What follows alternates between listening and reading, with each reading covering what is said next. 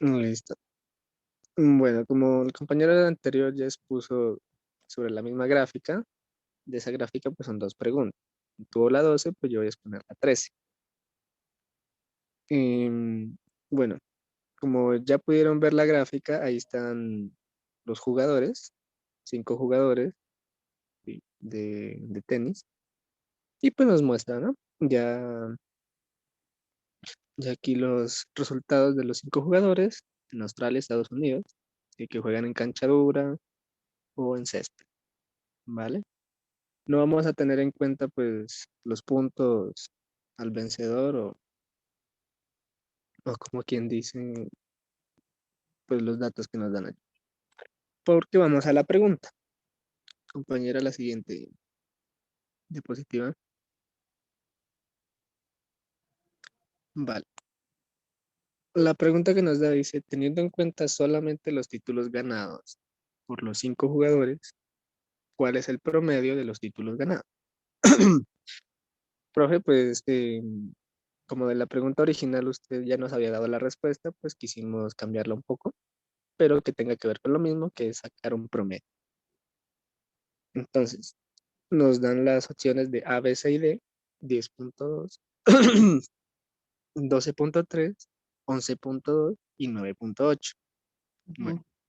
entonces para saber un promedio, tenemos que tener todos los datos y luego dividirlo por la misma cantidad de datos que nos dan. Entonces, hemos sacado a los 5 jugadores en la parte de arriba de la tabla, A, B, C, D y E, y debajo los títulos ganados por cada uno de todas las finales. Que del jugador A son 5, del B son 10, del C son 16, del D 14 y del E 11. Si sumamos todos estos, el total de los títulos nos da 56. Entonces, el total de los títulos ganados lo dividimos por la cantidad de jugadores, que vendría siendo la misma cantidad de datos que nos dieron. ¿Sí? Son 5 personas, 5 datos diferentes. Entonces tenemos la ecuación abajo. Sumamos 5 más 10 más 16 más 14 más 11, que ya sabemos que nos da 56, y lo dividimos entre 5, que nos va a dar igual a 11.2. Esto, volviendo arriba a las respuestas, vamos a saber que la respuesta C de 11,2 sería el promedio de los títulos ganados por los 5 jugadores de tenis. Y esa sería la respuesta correcta, la C. Sí, profe. A mí me ha tocado el ejercicio número 1. Dice, las directivas de un colegio tienen que organizar un viaje a un museo con 140 estudiantes, quienes deben dividirse en 3 grupos. Cada grupo irá en una franja diferente, pero el costo total de las entradas se, se asumirá equitativamente por los estudiantes. En la tabla se muestran los horarios disponibles, la máxima cantidad de estudiantes y los precios respectivos de cada horario. Aquí en la tabla se mira en la franja 1, 2, 3 y 4 y los horarios de 8 a 10, en la franja 1, en la franja 2 de 10 a 12, en la franja 3 de 12 a 1 y en la franja 4 de 1 a 4. La cantidad máxima. Entonces, ¿vuelvo a leer o continúo? No, simplemente digamos que las 14 son las 2 de la tarde, ¿no? Ya estaría. Sí, profe. Bueno. Entonces, la pregunta es, con el fin de que todos los estudiantes asistan y paguen el menor precio, las directivas eligieron las franjas 1, 3 y 4. Esta elección garantiza que asistan todos los estudiantes al menor precio posible. Entonces, ahí están las respuestas. La respuesta A, sí, porque estas franjas suman exactamente 140. Bueno, esta respuesta la descartamos porque solamente responde a la cantidad de estudiantes y la pregunta nos hace referencia al menor precio, entonces ya la descartaríamos. la pregunta B dice, no, porque es posible obtener un precio menor eligiendo la franja 2 en lugar de la franja 3. Bueno, esta podría ser una opción porque nos está dando datos que podríamos reemplazar. La pregunta C dice, sí, porque se incluyó la franja 1, que es la de menor precio por estudiante. Esa pregunta también la descartamos, esa respuesta, perdón, también la descartamos porque la franja 1 está incluida en, sí es la de menor precio, pero no nos responde lo que nos pregunta, si eso ayudaría o no. Y la pregunta D dice, no, porque los estudiantes que van en la franja 3 pagan más. Bueno, entre la B y la C podría ser. Entonces, vamos a analizar la pregunta B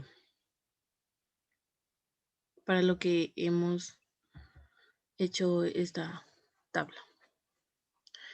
Dice, en la pregunta B, dice, no, primero esta tabla vamos a ver lo que nos plantea la pregunta.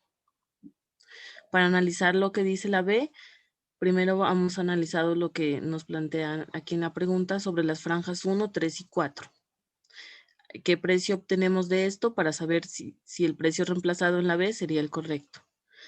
Entonces, en la tabla se muestra que en la franja 1 se paga, entran 50 estudiantes, cada uno a un precio de 35,000 por cupo. En la franja 3 entran 30 estudiantes, cada uno a 50,000 el cupo. Y en la franja 4 entran 60 estudiantes, cada uno a 45,000.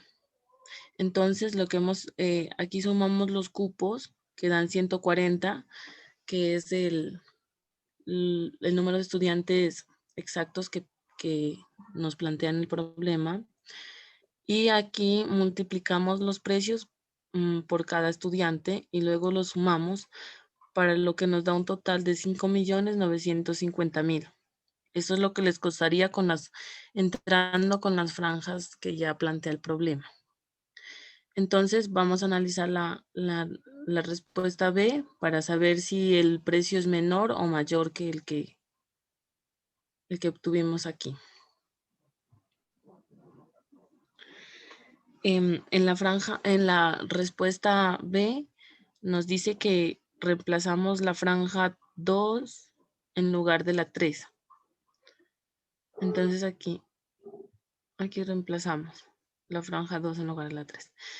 Lo que conlleva que la franja 2, la cantidad máxima para entrar de estudiantes es de 40.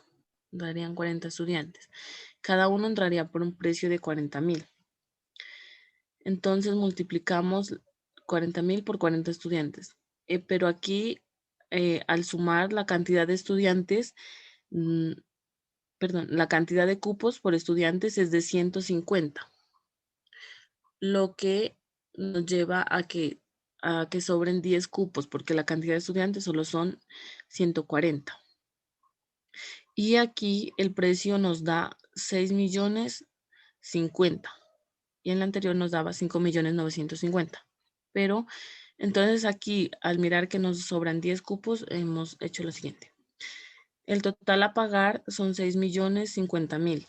Pero a ese hay que restarle lo de 10 cupos, ya que solo son 140 estudiantes y sobran 10 de los 150. Entonces al total le restamos lo de los 10 cupos restantes de la franja 4, que es la de mayor precio.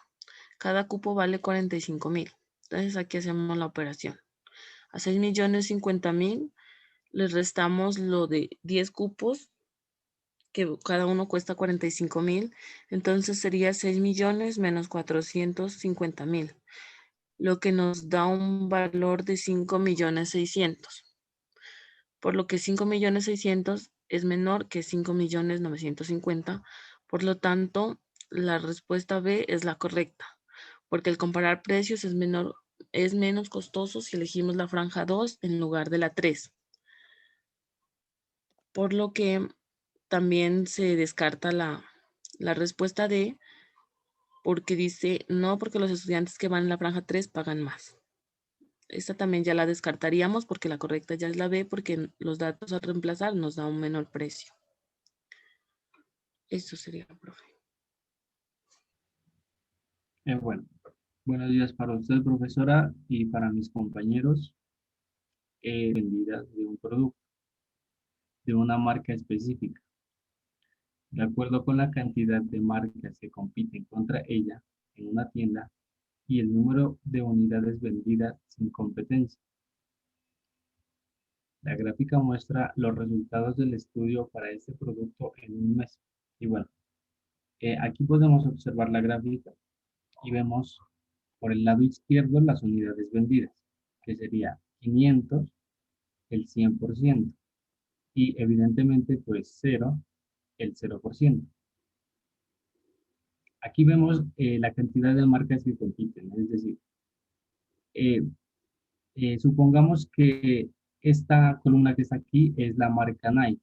Entonces, al Nike no tener ninguna marca de competencia, vendería 500 unidades. Y ahora, hipotéticamente, llegó la marca Adidas. Entonces, Nike, esta sigue siendo la misma marca Nike, con una marca de competencia vendería 400 unidades. Ahora, suponiendo que llegó, aparte de Adidas, Puma. Entonces, con dos marcas de competencia, Nike vendería 300 unidades. Y así, acá llegó la marca Reebok. Nike vendería 200 unidades. Bien, la pregunta es, suponiendo un comportamiento análogo para una tienda que vende 1.250 unidades del producto, cuando éste no tiene competencia en un principio, ¿cuántas unidades se venderán aproximadamente de este producto en un mes? Si compite contra 3 marcas de las que aparecen en la gráfica. Y tenemos la respuesta. La primera, entre 480 y 520. La segunda, entre 680 y 720. La tercera, entre 730 y 780. Y la cuarta, entre 930 y 970. Bien. La pregunta nos dice que tenemos una marca que vende 1.200 unidades de un producto. Entonces, había dicho que 500 era el 100%. Ahora sería 1.250 el 100%. Y como el 20% de 1.250 es 250, entonces la primera fila venderá 1.000 unidades con una marca de competencia.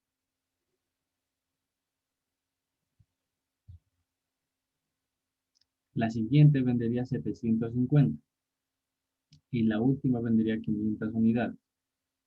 Con lo cual las unidades que se venderán aproximadamente de este producto en un mes si compite contra las 3 marcas de las que aparecen en la gráfica sería entre 480 y 520.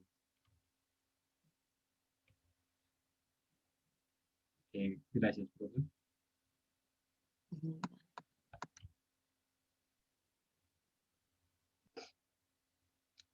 Esta tabla quisiera explicarlo un poquito más, profe. Vale. Entonces, decía yo que 1.250 era el 100%.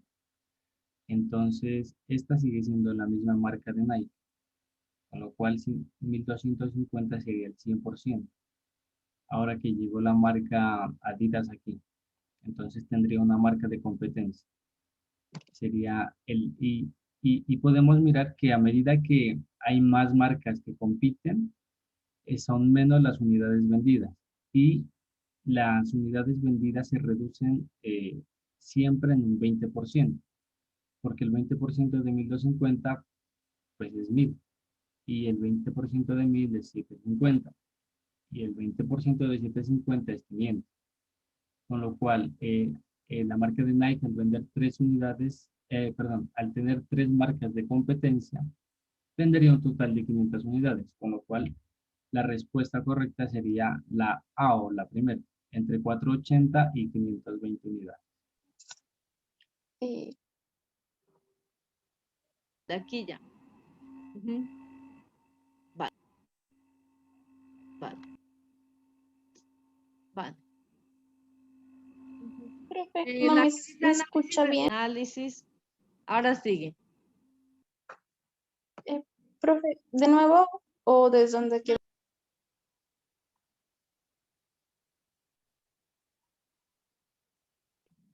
Esta respuesta nos dice que se debe de aumentar la cantidad de estudiantes con estatura mayor a 1,80 metros hasta que se igualen las piscinas, lo cual es incorrecto porque no sabemos la distribución que tiene cada una. Se podría saturar la piscina más grande.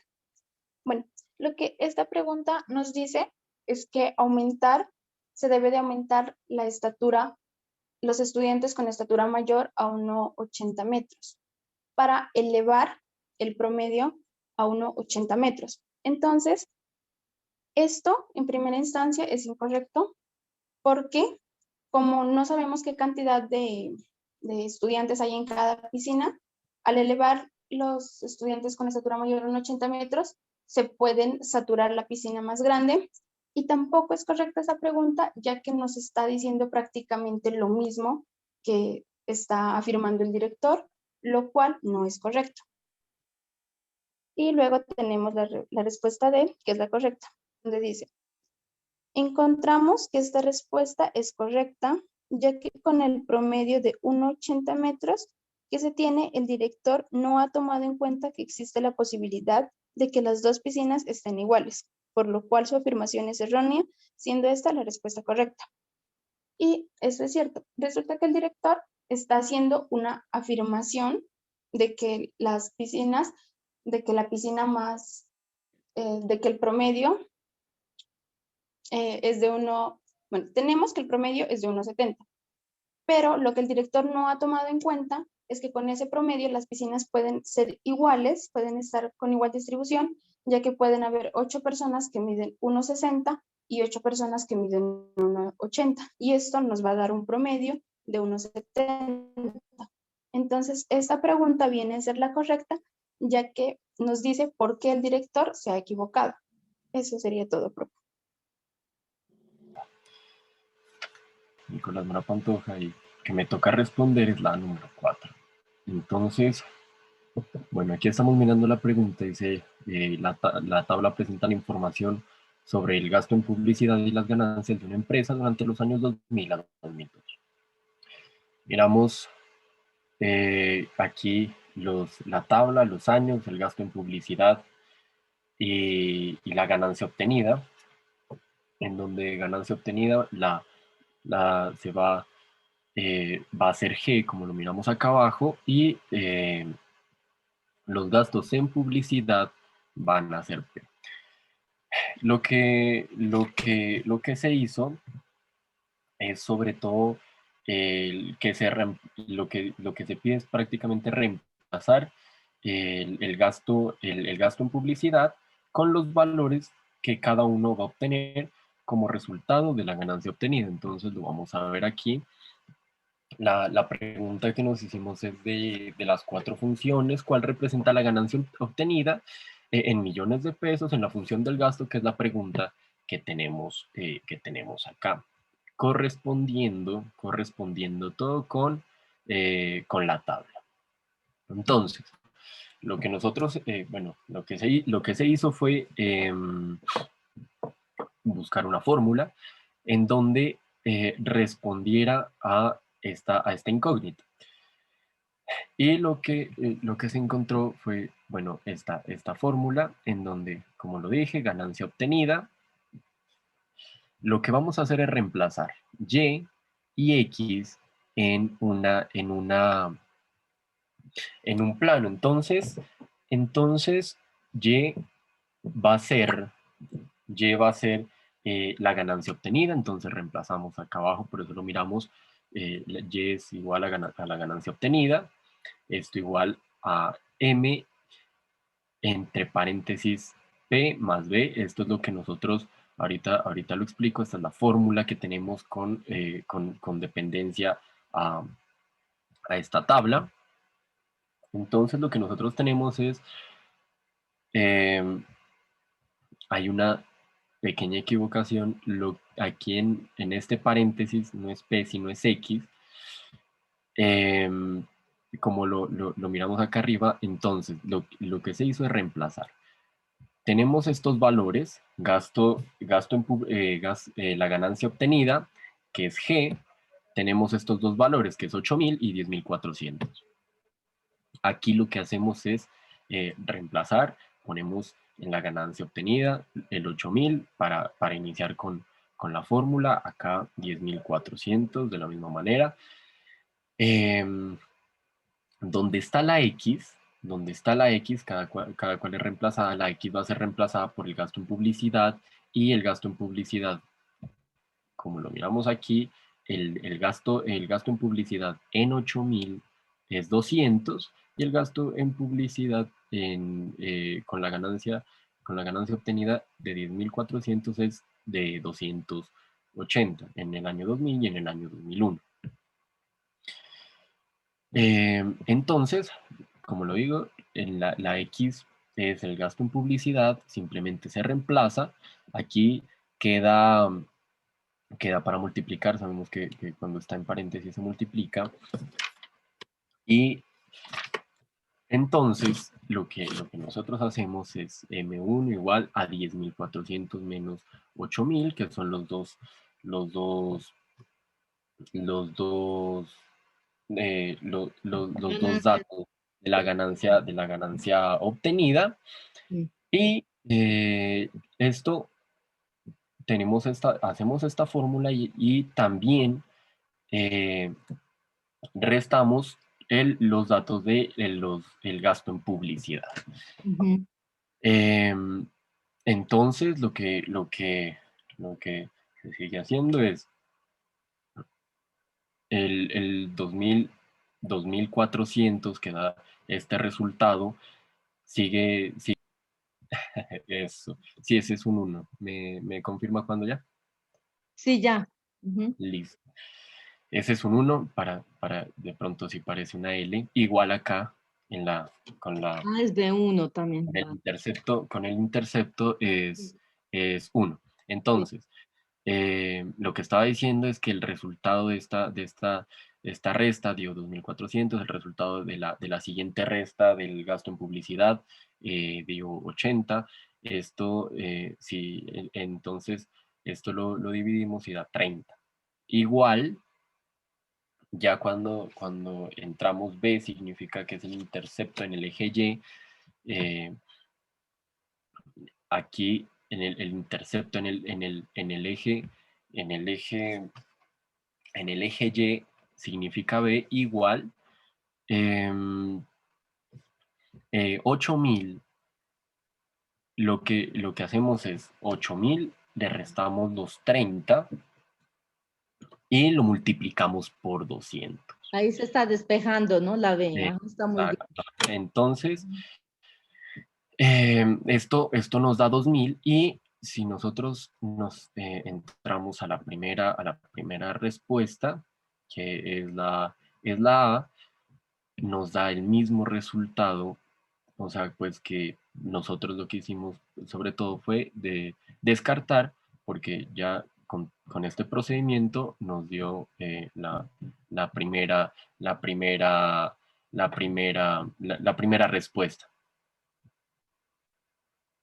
Y aquí miramos el gráfico. Entonces, en el eje Y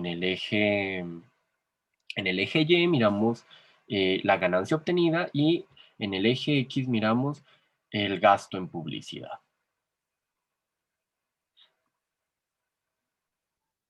Bueno, profe, la pregunta que a mí me correspondió abordar es la número 5.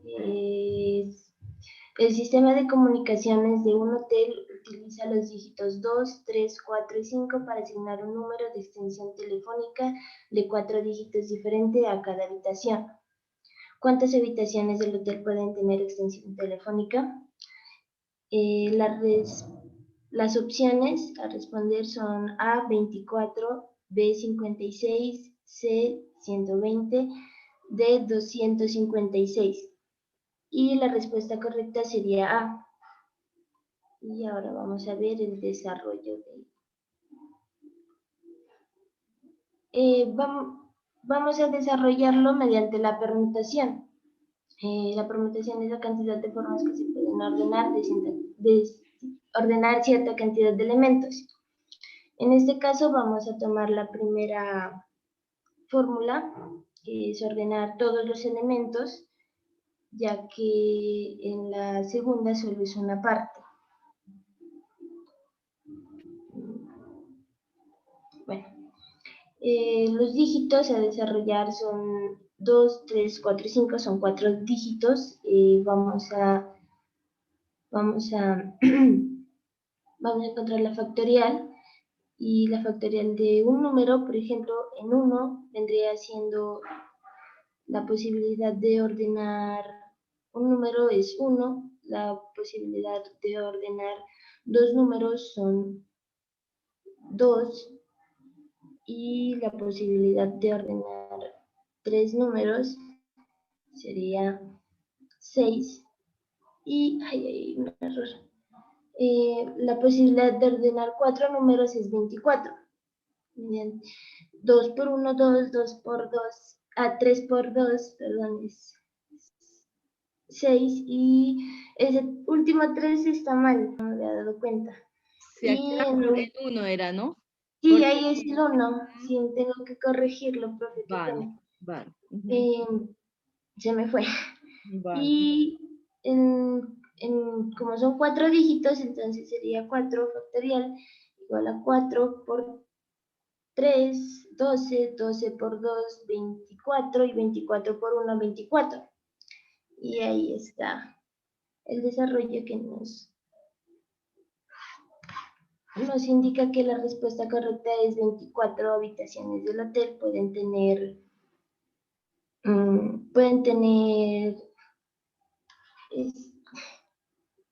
Retrocede al enunciado.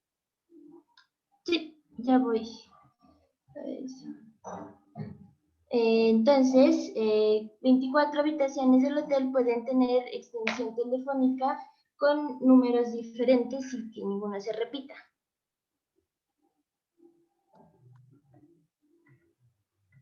De hecho, nos dice que un colegio necesitaba enviar 5 estudiantes como representantes a un foro sobre la contaminación del medio ambiente. Se decidió que 2 estudiantes sean de grado 10º, 3 de grado 11º. En 10º hay 5 estudiantes preparados para el foro y en 11º hay 4. ¿Cuántos grupos diferentes pueden formarse para enviar al foro? La respuesta sería 40 y vamos a ver por qué.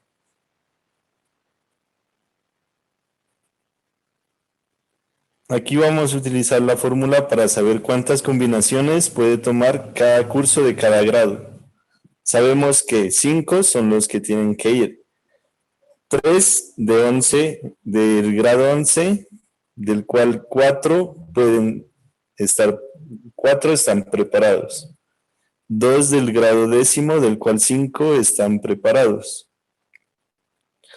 Entonces, vamos a ver cuántos grupos se pueden formar del grado 11. Aplicamos la fórmula de combinación, donde 4 factorial sobre 4 menos 3 factorial por 3 factorial. Aquí pues ya realizamos las operaciones. Sabemos pues que como es división podemos cancelar y el resultado es que del grado 11 podemos tener 4 combinaciones de estudiantes y aplicamos la misma fórmula para el grado 10º, lo cual nos dice pues que del grado 10º podemos tener 10 combinaciones de estudiantes. Entre estas dos no las podemos sumar porque no estaría bien la repartición. Entonces lo que hacemos es multiplicar entre ambas y el resultado de ambas nos da 40. Esta sería la respuesta. Bueno, entonces tenemos a Nichoy. Nos va a hacer la pregunta 7. Vale. Continúa. ¿Pienso, profe? Sí, continúa, sí. Dice la pregunta 7. Una prueba atlética tiene un récord mundial de 10,49 segundos y un récord olímpico de 10,50 segundos. ¿Es posible que un atleta registre un tiempo en el mismo tipo de prueba que rompa el récord olímpico, pero no el mundial? Entonces, el literal A nos dice que sí, porque puede registrar, por ejemplo, un tiempo de 10,497 segundos, que está entre los dos tiempos récord. El literal B nos dice que sí, porque puede registrar un tiempo menor que 10,4 y marcaría un nuevo récord. El literal B estaría mal porque pues acabaría rompiendo los dos récords y solo nos pide que rompa el récord olímpico. El literal C, no, porque no existe un registro posible entre los dos tiempos récord. En realidad el literal C pues no sería, ya que lo sugerido en el literal A es que sí se rompería, pero no con un tiempo de 10,497 segundos. El literal D nos dice que no, porque cualquier registro menor que el récord olímpico va a ser menor que el récord mundial. Y pues esto tampoco no sería, porque el literal A nos sugiere que 10,497 segundos pues es un tiempo intermedio entre los dos récords. Entonces, la respuesta correcta sería la A,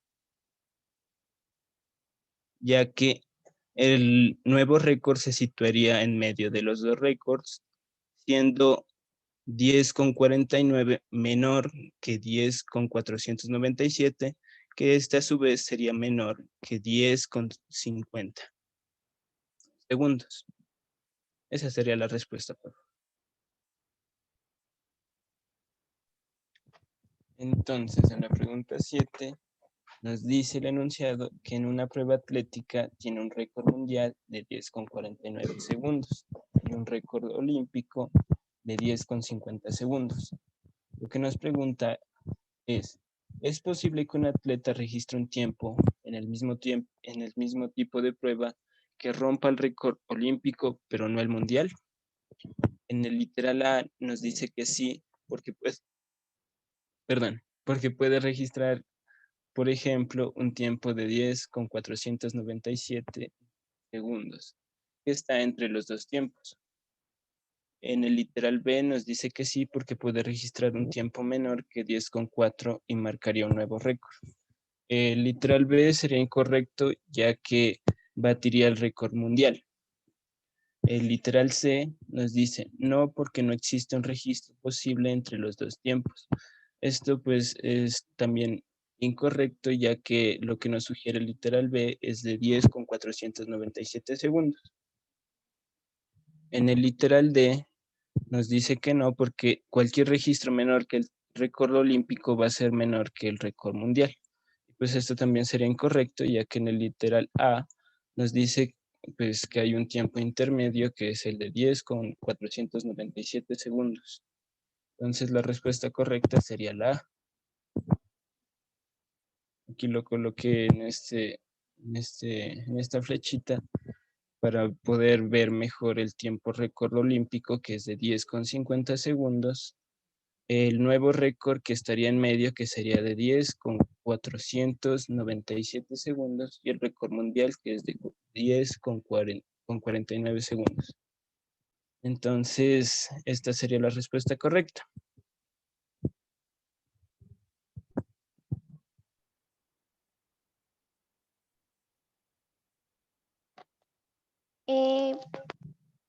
No me toca salir porque no la veo completa. Ya. Bueno, ahora muestra el número de muertes por causa de la obesidad y sus porcentajes respecto al total de muertes por año. Listo. Entonces aquí vemos en la figura 1, o sea, en esta figura, muertes por obesidad. Y aquí está el país 1, país 2, país 3, país 4. En el país 1, del 100% de las muertes totales, El 8% o 7.200 equivale a las muertes por obesidad. Igual en el país 2, país 3, país 4. En este caso, en el país 2, 30.000 equivale el 6%. En el país 3, 28 equivale el 7%. Y en el país 4, 33.000 equivale el 6%. Bueno, en la tabla 1 se recoge la clasificación realizada por la Organización Mundial de la Salud del estado nutricional, de acuerdo con el índice de masa corporal. Bueno, aquí vemos en la tabla 1 el estado nutricional según el índice de masa corporal. Aquí en la primera columna vemos la clasificación y en la segunda el índice de masa corporal en kilogramos sobre metros cuadrados. En la clasificación vemos bajo peso que está por debajo de 18,5. En la normal vemos que está entre 18,5 y 24,9. Sobrepeso está entre 25 a 29,9. Obesidad está entre mayor o igual a 30 y así sucesivamente con la obesidad leve, media y alta. La tabla 2 muestra el porcentaje de hombres y mujeres entre 26 y 60 años de edad en cierto rango del índice de masa corporal para el país 2. Aquí vemos la tabla 2. Porcentaje de la población entre 26 y 60 años de edad en ciertos rangos de índice de masa corporal para el país 2. Esta tabla está relacionada con la de acá, sino que aquí la diferencia es que vamos a ver el porcentaje de mujeres y hombres. Aquí vemos que aquí está por debajo de 18,5, que lo vemos acá en la anterior gráfica, que aquí el 1% está en bajo peso, el 50% está en normal, el 30% está en sobrepeso, el 3% está en obesidad leve, el 5% en obesidad media, el 1% en obesidad alta y así sucesivamente con el porcentaje de los hombres. Bueno, ahora vamos al enunciado. Se necesita comparar la información sobre la obesidad con la información sobre las muertes causadas por otra enfermedad en el país 3. Se sabe que en el país 3 el número de muertes por esa enfermedad al año es 1.700. Tomando este valor, multiplicándolo por 100 y dividiéndolo entre el número total de muertes del país en el país 3. Se obtiene el porcentaje de fallecimiento que causa entre enfermedad. Usando la información, viene la pregunta. ¿Es posible determinar que el porcentaje de muertes en el país 3 ocurre debido a esta otra enfermedad? Bueno, aquí miremos la opción, una serie de opciones. Aquí está la opción A. Sí, porque adicionando el número de muertes de los países se obtiene el total de muertes que permite calcular el porcentaje pedido. La opción B dice que sí, porque solamente falta conocer el número total de muertes en el país 3 que se obtiene en la información de la figura. La opción D dice no, porque en la figura faltan los datos sobre el número total de muertes en cada país. Y la opción D dice que no, porque los datos del país 3 son información sobre las muertes por obesidad. Bueno, ahora vamos a la solución. Aquí vamos a sacar el porcentaje del fallecimiento por la enfermedad que nos está pidiendo. Que esto es igual a muertes por otra enfermedad que equivale a 1.700 por el 100% sobre las muertes totales. Aquí vemos que en el país 3 es 28.000, que equivale al 7%. Entonces, en el país 3, 28.000 equivale el 7% de muertes por obesidad. Muertes totales equivale al 100%. Aquí hacemos una regla de 3. Entonces, las muertes totales es igual a 28.000 por el 100% sobre el 7% que al realizar esta operación me da 400.000, que serían las muertes totales. Ahora bien, acá me está pidiendo el porcentaje de las muertes en el país 3 que ocurre debido a la otra enfermedad. Entonces ahora voy a sacar el porcentaje del fallecimiento por la enfermedad, que es igual a 1.700 por el 100% sobre 400, que al realizar la operación voy a sacar el porcentaje del fallecimiento por la enfermedad, que es igual a 0,425%. A eso me lleva que la respuesta correcta es la B, que sí, porque solamente falta conocer el número total de muertes en el país 3 que obtiene con la información de la figura. Eso es todo, profe.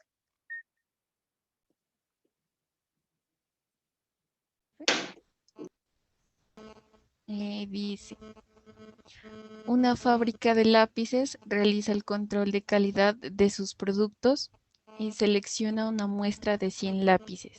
En la siguiente tabla se registra la longitud de los mismos. Con base a la información presentada en la anterior tabla y teniendo en cuenta que el margen de error de control de calidad es del 3%, el porcentaje correspondiente a los lápices producidos que miden 150 milímetros está entre A, el 8% y el 16%, B, el 13% y el 19%, C, el 15% y el 18%, D, el 16% y el 65%. La respuesta es la B. La explicación es de que cada 100 lápices, 3 pueden presentar error.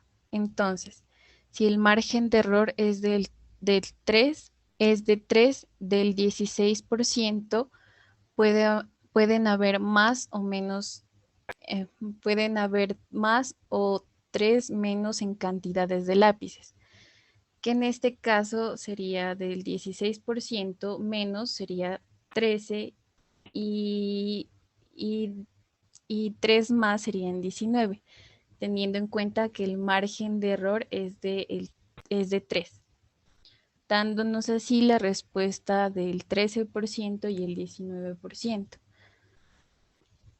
Aquí se aplica una regla de 3 directa, pues teniendo en cuenta que el 100% es la cantidad en total. Entonces tenemos pues el número de lápices en 150 milímetros. La cantidad es de 16. Entonces se multiplica en X 16 por 100 dividiéndolo por 100 también, dándonos el 16%. Entonces, teniendo en cuenta que el margen de error es de 3, siendo menos o siendo más, entonces sería el 13% y el 19%, siendo la respuesta la B.